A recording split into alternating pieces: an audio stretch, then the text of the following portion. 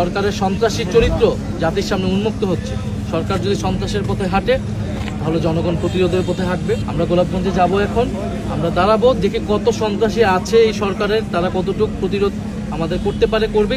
কিন্তু আমরা গণভোটের গণরায় সংস্কার বিচারের পক্ষে, জনগণের অধিকারের পক্ষে আমাদের কর্মসূচি অব্যাহত থাকবে।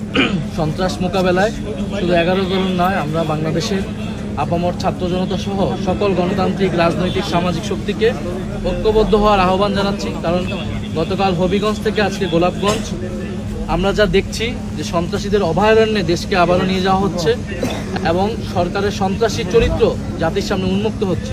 সরকার যদি সন্ত্রাসের পথে হাঁটে তাহলে জনগণ প্রতিরোধের পথে হাঁটবে।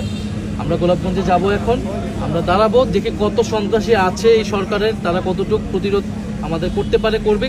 কিন্তু আমরা গণভোটের গণরায় সংস্কার বিচারের পক্ষে, জনগণের অধিকারের পক্ষে আমাদের কর্মসূচি অব্যাহত থাকবে। আপনার স্বপ্নগুলো আকাশ ছুবে প্রবাসীর হেলিকপ্টারের মাধ্যমে। বিয়ে, জন্মদিন অথবা যে কোনো বিশেষ প্রয়োজনে হেলিকপ্টার ভাড়া করতে যোগাযোগ করুন স্ক্রিনে দেয়া নাম্বারে। প্রবাসীর হেলিকপ্টার, নিরাপদ ও সাশ্রয়ী বাহনের বিশ্বস্ত নাম।